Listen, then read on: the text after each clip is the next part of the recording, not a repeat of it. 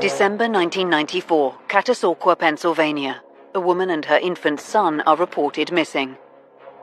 He called the police and he said, "Something is wrong. His wife is missing." Their disappearance sends shock throughout the community. Everyone is easily able to identify with a situation like this and kind of put their own family in their shoes. There was some worry that she had been kidnapped or killed and that there was a killer out there. So there was some fear in the community. 4 months later, and their bodies are discovered in rural woodlands, brutally murdered. The cause of death for Joanna was a gunshot to the face, to her head. And they could tell that it was a .22 caliber bullet. When the police finally identify the suspected killer, they deny all knowledge. She professed her innocence, and she made the case that she had done good things in life. The fact that she had lied about owning a gun, the fact that she had no alibi that stood up. This is the heart-wrenching story of Joanne and Alex Katranak, their terrifying disappearance, and what fueled their killer to commit such a murder.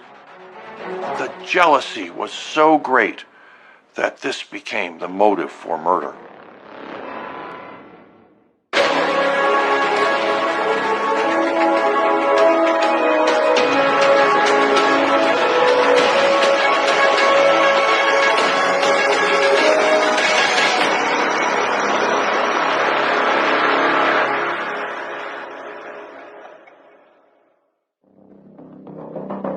Catasauqua is a picturesque city and historic steel town in Lehigh County, Pennsylvania. Catasauqua is a diverse community. We have approximately 6,700 people. We're 1.3 square miles, and we're bordered by Lehigh Valley International Airport, the city of Allentown, Whitehall Township, and to the north, North Catasauqua Borough. We do have our share of crime, but not so much violent crime. On December 15th, 1994, Andy Katranak arrives home to an empty house. Unexpectedly, his wife Joanne and baby are not there. He came home, I believe he noticed that preparations had started for dinner. There was some chicken out, but she wasn't home. He thought she might have been home already, and she was not. He waited a little while, and I believe it was around 8:30, he started to get more and more concerned she wasn't home yet, and called his mother. She was actually supposed to meet his mother earlier in the day to go Christmas shopping. His mother said that Joanna had never shown up. You can imagine what's going through this poor man's mind at the time. He works hard all day. He's been doing that for a while, working on some friend's home about 10 miles from home. In the days before cell phones, he hasn't been in touch with his wife or his baby, who was 4 months old, by the way, all day long. Gets home. She's supposed to be home. He knows that she's gone shopping. So at first he's thinking, oh, maybe she was held up shopping. Things are not so startling to him at that time that he sits down. I believe he has a beer. Maybe he looks at the paper. But then he starts getting worried, and he starts going through the house. And he goes down to the basement, and he sees this basement door, this old basement door that they never use, is ajar, and the hinge on it has been broken. You know, amazingly, though, he doesn't immediately think break-in, kidnapping. He thinks kids, teenagers. He doesn't think that someone has really done anything because he can't find anything amiss in his house. Nothing seems to be taken. Everything seems to be in its own place. But as time passes, Andy grows concerned and contacts the police. When Andy called the police about 10:30 that night, he reported that the back door down to a basement area had been left ajar or broken into. I just talked to Allentown Police, and they told me to call you guys. I live in Caddy on Front Street. Okay. So, and my wife and my baby have been missing since like 2 o'clock this afternoon. And we just discovered that the downstairs basement door was jimmied open. And that's really got us worried now. The trouble with police, no matter where they are, if they're in small town Americana or if they're in a large big city, there are so many incidents of missing persons that when a man calls, Where is my wife? She was supposed to be with my mother-in-law to go shopping. It's now 10:30 at night and she is not home. Well, this is just another missing person. This is just another situation. The police generally do not get all that concerned. Officers eventually respond to Andy Katranak's house to follow up on the call. So an officer responded to that 911 call, went to the address on Front Street, and started his initial investigation. He discovered a hasp on one of the doors had been broken, and he also discovered some phone lines were cut. With police starting their investigation, they receive a second call, this time from Joanne's sister. It's now 3:30 a.m. in the morning, and Joanna still is not home. But her sister Peggy, who knows what's going on and knows that Joanna is not anywhere to be found, lives about 50 yards away from McCarthy's bar, and she sees Joanna's car, a tan Toyota, in the parking lot. There's nobody in the car. It's locked. They call the police. LA County 911, do you have an emergency? Yes, my sister, Joanne Kachanak, has a missing persons out on her. We're at 740 Front Street, and we just located her car next door. Next door? Yeah, but she's not anywhere to be found still. Joanne's sister does make the call to the police. Now we found Joanne's car, and amazingly, we found it in a place where she's never parked before. She had her usual parking spots. We're all creatures of habits, and hers, not unlikely, was right behind the house where they had a parking area. Also, the car was backed in, and Angie knew that Joanne had a phobia about backing her car. She would work as hard as she could to avoid having to put that car in reverse. So now they call the police, and the police are out here again at the car. The police come to the scene. They get into the car. They find the seat has been pushed way up close to the driver's wheel. That doesn't make sense to anybody. It doesn't make sense to Peggy. It doesn't make sense to Andy. The police start to look in the car, and they find blonde hairs that look that they're covered with blood. That doesn't make sense. There's a can of mace in the back seat of the car, and there's no baby paraphernalia. Wait a second. This is a mother who has a baby. There should be baby bags, diapers, bottles. Nothing's there. I'd be looking at how many miles may have been put on that car since the time it was last filled. We'd do an investigation as to when the car was filled last. The hair from a dark-haired woman, why there would be light hair in that car would be a question to me. And why would there be mace in there? Police start to suspect something sinister has happened and start examining Joanne's background and home life.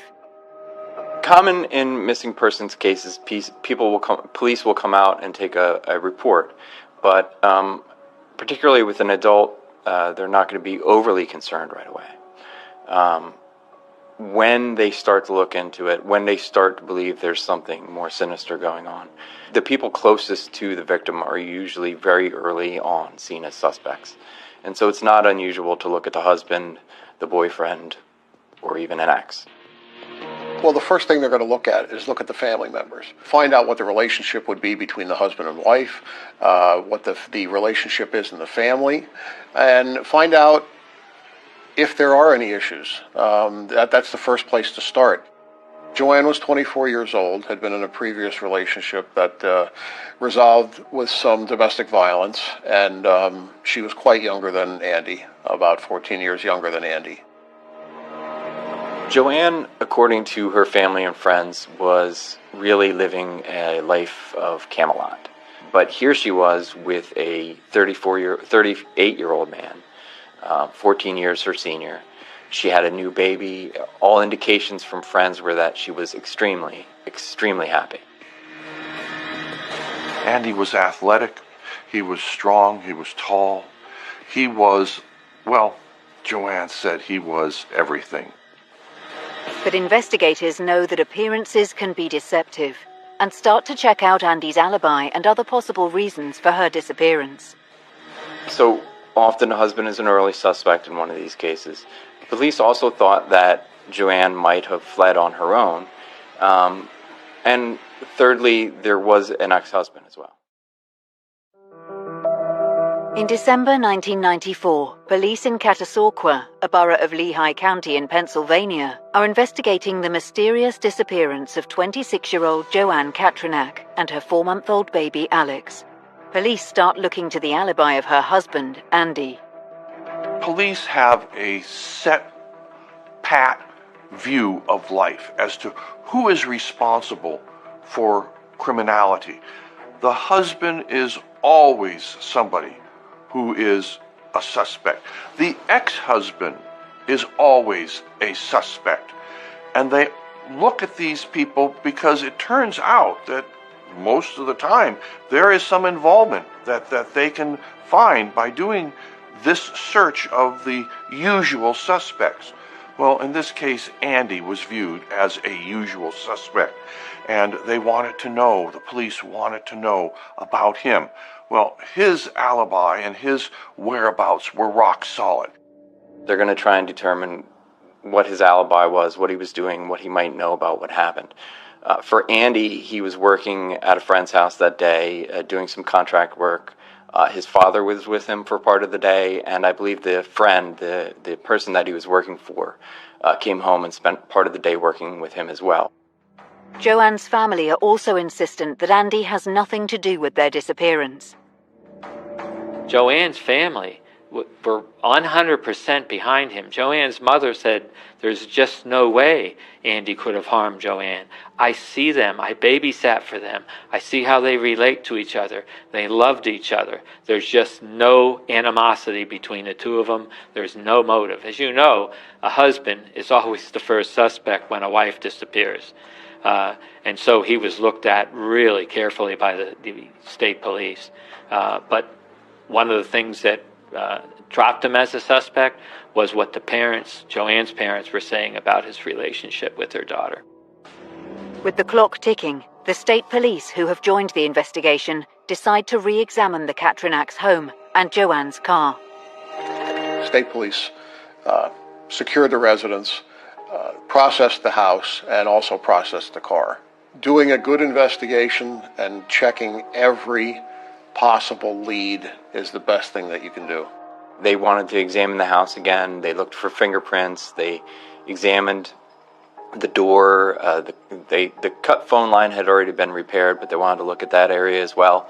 And Joanne's car was taken to be searched and looked through for evidence. As far as entry into the home, police found the attempts to remove screws from the door and from a window. They didn't believe that anyone got in through the window, and the door seemed to be damaged. A few things that they did discover, and one of the things which is underrated, is they discovered no fingerprints of any note. There were some fingerprints found on some objects in the car, but there were no fingerprints on any of the portions of the car that a driver would have touched, like the steering wheel or the gear shift or anything like that. That becomes important later on when I can make the argument that someone wiped that car down. Someone tried to hide the evidence in that car. What they do find, though, is someone who tried to wipe that car down missed. They found a tiny spot on the backrest of the driver's seat where there were 6 long, dirty blonde hairs. Along with that, and attached to that, they found very, very minute traces of blood on the backrest of that car, in the same spot where the hairs were. And then later on, it subsequently was determined that the blood had been on the hair, and therefore got onto the backrest from the hair. The thing to remember about 1993 is that DNA was just about to become a popular item, but it wasn't widely used. Common tools police used at the time were fingerprints and serology, blood typing. Investigators are starting to run out of other leads. So one of the reasons why police started to move away from the theory that Joanne had simply run away. There was no usage on her credit cards. She wasn't accessing her bank, and she hadn't taken much with her. The only items that were really missing were her purse and the diaper bag. And family members said to police if she was going somewhere, she would have taken more than just that. Reports of a missing woman and baby sends panic through the local community, and police start being inundated with calls and leads. Nobody disappears in Catataqua in Pennsylvania. It just isn't happening. But in this case, there now was a missing person. It always hits close to home when a member of the community, something like that happens to them, if they go missing. Sometimes it all depends on what the circumstances are, whether the family isn't getting along. But most of the time when somebody goes missing, it's a concern to everybody. Given the fact that it wasn't just Joanna who was missing, it was also a baby, a young child, just new to the world. It really stirs the heartstrings, particularly given the time of year, Christmas. It's a time people are thinking of family, thinking of one another, and to hear that his family is being torn apart. With a missing child, a community like Catasauqua or throughout the Lehigh Valley, we're talking about a lot of families, a lot of grandparents. Everyone is easily able to identify with a situation like this and kind of put their own family in their shoes. So when they see the posters go up, they learn that a baby is missing, that a mother is missing, it really stirs the heartstrings, and oftentimes it leads to a lot of tips. Police receive more tips than you can imagine, and oftentimes they lead in a lot of different directions. Sometimes they don't help at all. There were all kinds of reports. This happens every time there's a case. There's some people who want to inject themselves into the case, who want to become important by thinking they've seen something that's vital. In this case, I call them my rejects. There were about 30 to 50 police reports, and they even had the FBI in the early days follow up on some of it. There was a report that she was seen in the airport. A young woman was seen with a child. There was another woman who's insistent to this day that she saw Joanne and Alex in a grocery store buying $100 worth of groceries with a tall, strange man that was with them. There was people who allegedly saw her on the railroad tracks. The police start getting all kinds of reports, and those reports are often misleading. So difficult for the police to have all these strange reports. Oh, I saw her driving down the street. No, I saw her at the airport, came in a report. Oh no, she was at the store just yesterday. These are things which complicate the police's life. They don't know what to think. Is this just a young woman who has had it and gone off on her own, who ran away and went to the airport? Or is this a serious problem? This kind of thing confounds law enforcement. It happens all the time, and it's a dirty, rotten shame, particularly in this case. The search continues, but Joanne and her young son Alex have simply disappeared. Finally, 4 months later, on April 9th, 1995, the police make a breakthrough. 4 months have passed, and there still is no trace of Joanna. Nobody knows where she is. Everyone now is resigned to the reality that this young woman, beautiful mother of a brand new baby, is probably no longer with us. There's a Paul Kovacek who's in his tractor. He's a farmer. He's plowing his field, and he sees in the field clothing. It's April, so he's doing his spring plowing. And he says, gee, what is that? And he gets out of his tractor and he goes and he looks and he finds skeletal remains. He is absolutely shocked. There's clothes and there are bags and the baby things nearby, a baby rattle. And he is frightened. He calls the police, and now the whodunit really hits the fan. April 9th, 1995. A farmer has discovered skeletal remains in woodland in Lehigh County, Pennsylvania. The remains are believed to be those of Joanne Katrinak and her 4-month-old son Alex, who have been missing since December 15th, 1994. The discovery of the remains is terrible news when a community knows that somebody is missing and you hear that remains have been found right away. Just horrible thoughts are going through the minds of everyone that's been following that case. What the police found was the skeletal remains of an adult female, and the child, the baby, was clutched to her chest to the point where she had the child's face had sunken into her chest a little bit. That positioning, when they turned the child over, it actually had preserved the child's features. Nearby, they found a rattle. They found some other of the belongings of Joanna and Alex. And I believe on the diaper bag there were some blonde hairs, very similar to the blonde hairs that were found in the car. That's a huge break because it gives us so many different things. Number one, it gave us some forensic evidence. It gave us 2 hairs that we found there. It gave us a baby rattle, a baby bottle, a diaper bag with its contents, which were so important in establishing time of death to me. But more importantly, it got us the area. Who would have thought to place these bodies in this particular area? Usually, if you're just trying to get rid of someone that you killed, it's going to be along some highway, not in some remote area that you'd have to take right turn, left turn, right turn, left turn to get from Catasauqua to get to this remote field. So it gave us the area and it gave us some evidence. So that was a huge break. An autopsy of the remains is able to tell police the cause of death, and an etymologist is called in to assist with when the murders might have taken place. Forensic science has ways by which we tell how fast insects will invade the body to determine how long the body had been there.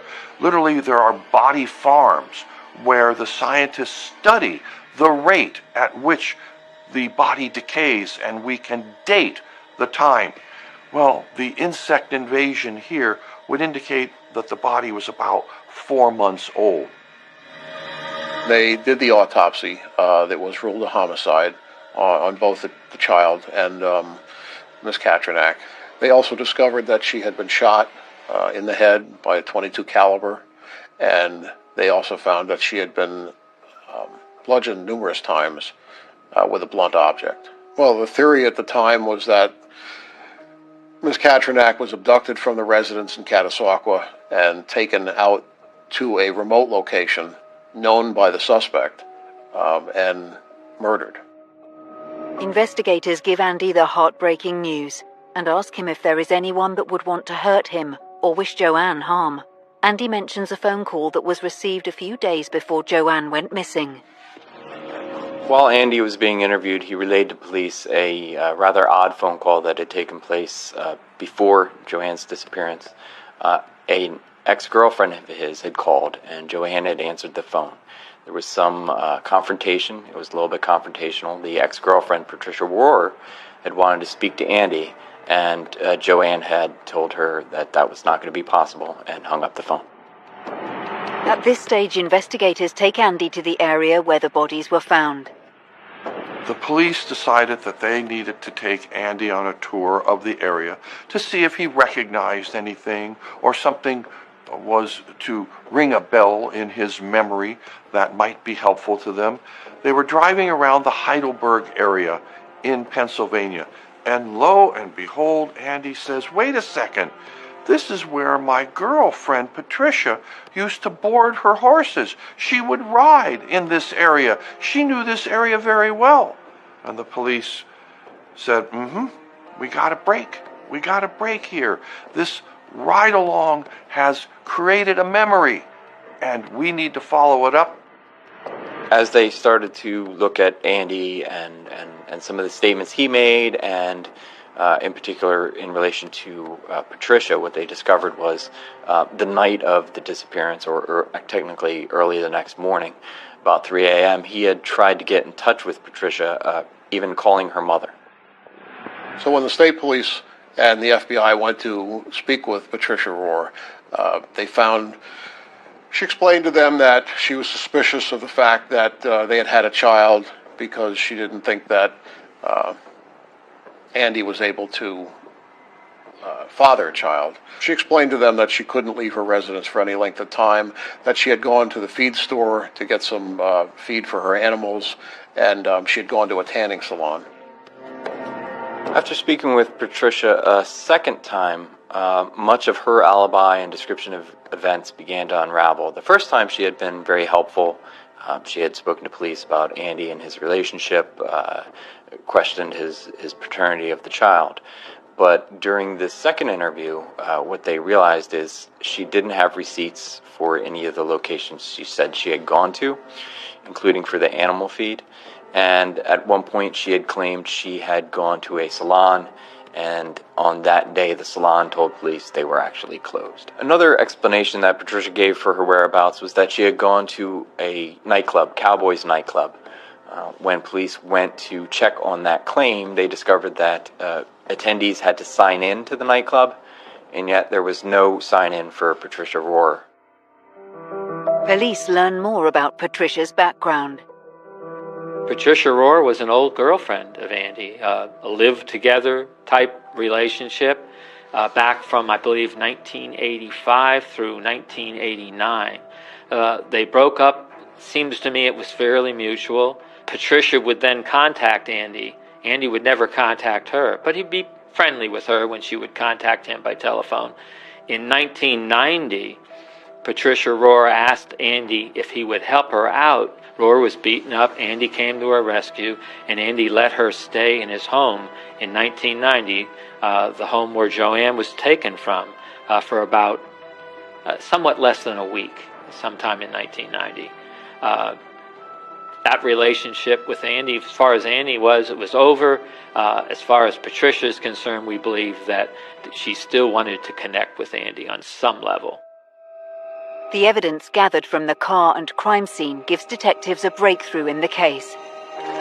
There were 6 blonde hairs in the automobile that Joanna drove, that her sister discovered in front of McCarthy's.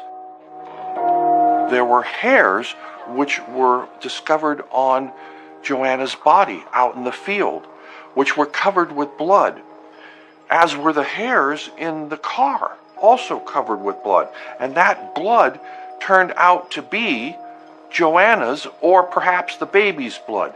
They weren't able to make the positive match, but it was close enough that they could tell that it was either Joanna's or the baby's blood. And then, in addition, in the bags which were found at the scene of the crime, there were more blonde hairs. Now, Patricia says, I'm not blonde.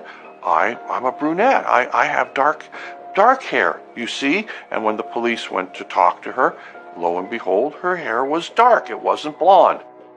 Patricia was a big horse enthusiast. About the time of the incident, Patricia was involved in a riding competition. Police looked at some photos of that competition and noticed that she had blonde hair, not the dark hair that she had when they interviewed her.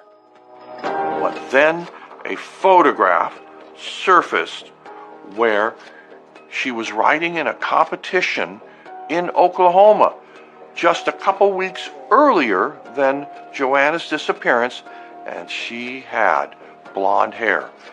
The examination of the hairs that police found is that they had been bleached blonde, and this was the connection that the police were looking for. And once a known sample from the suspect was obtained, Patricia Rohr, we would compare the question sample from the seat back of the car to the known hair sample of Patricia Rohr microscopically, so that we could see if the characteristics were the same or different. If they're different, that's where the examination would stop. The characteristics looked enough like the question sample from the hairs found on the seat back of Joanne Katranak's car for us to proceed with a mitochondrial DNA examination of that hair and compare the mitochondrial profile of at least one of those hairs on the seat back to the known mitochondrial DNA profile of Patricia Rohr. At the end, we found that the mitochondrial DNA profile from Patricia Rohrer, the known, was the same as the mitochondrial DNA profile from the hair, which can't tell us that that hair came exclusively from Patricia Rohrer. But at that point, we knew we could not exclude Patricia Rohrer as a source of that hair. The things which led the police to have a strong, compelling case, one beyond a reasonable doubt, were the hairs. The DNA, the mitochondrial DNA match between those hairs found at the crime scene, found in the car, that they matched with Patricia. That really was what we will say game, set, and match. It was all over for her. But there was more. It was the lies which she told. The lies of saying, hey, I was at the Cowboy nightclub. You weren't there. Hey, I was at the salon. You weren't there. Hey, I bought feed at the grain store. Didn't have any receipts. Didn't happen. Those lies came back to absolutely haunt her. When the police went to Patricia's house and they arrested her, one of the police officers overheard Patricia saying to her newborn child, if I had known, I wouldn't have brought you into the world if I thought I was going to be caught. But Patricia Rohrer pleads not guilty, and the case will go to trial. On June 24, 1997, Patricia Rohrer is arrested for the murders of Joanne and Alex Katranak from December 15, 1994. The Catasauqua Police and Pennsylvania State Troopers investigating the murders believe they have enough evidence against her to secure a conviction. We have the DNA, which is clearly about 60% of our case, but we also have motive, opportunity, means, false statements, phony alibis, and behavior that's just not consistent with innocence. So based on that, I told my boss that we had enough to convict, and we filed charges against her, and she was arrested on June 24th, 1997. When police zeroed in on Patricia and decided to make a move to arrest her, they caught part of a conversation she had with her infant child, where she said, if I had known they were going to catch me, I would have never brought you into this world. While preparing for trial, investigators and prosecutors learn more about Rohrer's history. Patricia had an odd background. It wasn't so odd as to that other people of her nature, of her ilk, didn't have similar backgrounds, but the oddities here were enough that they're noteworthy. She would live in North Carolina, then she would move away, and then she would come back. She was a car salesman with a car dealership where people said she was very personable. She worked in a photography studio with her mother, and she would do photography with clients that thought she was very good at this. Then she got into trouble with neglecting her animals, and she was charged with animal abuse, which became very significant in this case because she had to have the receipts for the feed which she fed the animals, and she didn't have it. And she was with Andy for a while, and then she was not with Andy, and then she wanted to get back together with Andy. And jealousy was so critical in the motive for this murder. The little I know is that her father did die at an early age of hers. I think she had a back injury from a car accident. She had a marriage which didn't last very long. Even after ending her relationship with Andy ended, friends noted that she continued to talk to Andy. Multiple ex-boyfriends mentioned that sometimes she would compare them to Andy. So for her to continue to call Andy, to find out that Andy had a child with another woman, that could certainly spark an obsession or an extreme jealousy. Patricia Rohrer's trial starts on Monday, February 9th, 1998. The prosecution bases its case on forensic evidence, circumstantial evidence, and Rohrer's obsession with Andy Katranak. It was a powerful opening argument for the prosecution. They pointed to 8 items They said that she had motive, she was angry over the phone call, she was looking to be in touch with Andy, she had a weapon that matched the murder weapon, she had lied to them, she was familiar with the family's home, and she was familiar with the location where the bodies were found. I gave 8 different areas of evidence that we would be presenting, telling the jury exactly what I was going to do in the case. I also gave them, and it's standard for me, and especially in this case, I gave them a little warning about circumstantial evidence. In Pennsylvania and in most states, if not every one of them, circumstantial evidence, if strong enough, is sufficient for you to render a verdict of guilty beyond a reasonable doubt. In this case, since the evidence was largely circumstantial, I really beat that and made sure that they understood that sometimes circumstantial evidence is stronger than direct evidence. I believe that she surveilled the Katchenok residence from the late hours of the 12th to the early morning hours or the midday on the 15th. I believe that she saw Andy's comings and goings.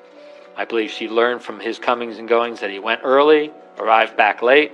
I believe that she saw Joanne's comings and goings. I believe that she saw where the car was parked. She knew the house. She knew this basement. I believe that she went down to the basement door.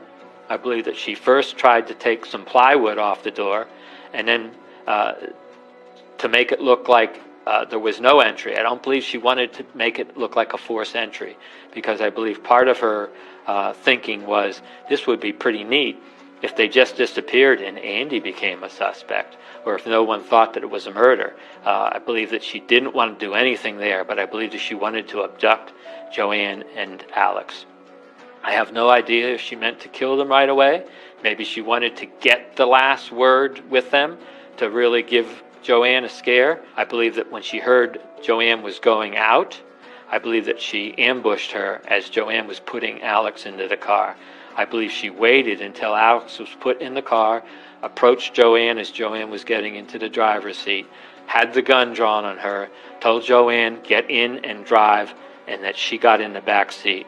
I believe she had Joanne drive to the spot where she remembered that she had ridden horses back in 1989 and 1990, because that was just a perfect place for her to have her little tete-a-tete with Joanne. I believe that at some point Joanne had to know what was going to happen and maybe started to yell. I believe that Rohr punched her in the face. Joanne had a broken nose. I believe that there was a lot of blood from that. I believe that Joanne struggled. I believe that Rohr won the struggle. And I believe that Rohr shot her and then stomped her. I believe that Rohr got back into her car, changed the seat so that she could fit into it, drove back, parked the car in McCarty's after dark. She wouldn't have done it during daylight. Got back in her van, which was parked somewhere in the neighborhood, not in McCarty's, and drove back to North Carolina. This is a case of jealousy. This is a case of where a phone call is made and a woman says to another woman, get out of my life. I am with this man now. He's not yours. This is jealousy, which seems to be one of the most ancient of motives for killing. It was something that triggered an uncontrollable rage, which resulted in shooting a woman in the face. 19 bludgeoning injuries to her body, and the death of a newborn child. Jealousy. Powerful, powerful tragedy. Some more really good detective work is our forensics showed that the bullet that was removed from Joanne's skull could have been fired by certain types of firearms. One of them was a .22 Jennings. Other ones too, but it was circumstantial evidence they were looking for a possible .22 Jennings as a murder weapon. The death could have been caused by either the shot to the face or the blunt blows to the body. Either one separately either could have been the cause of death. But blunt force, and shot to face were the cause of death.